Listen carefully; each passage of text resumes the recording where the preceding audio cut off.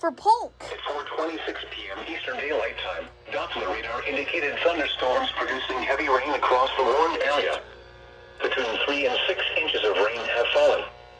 Additional rainfall amounts up to 1 inch are possible in the warned area.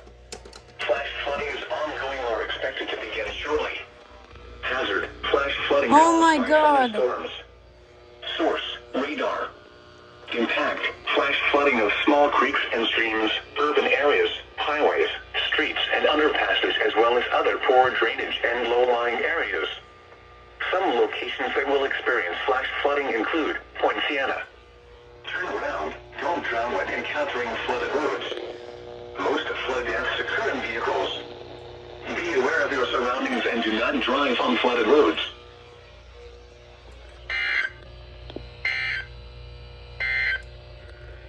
Flood advisory in effect until... Oh my God.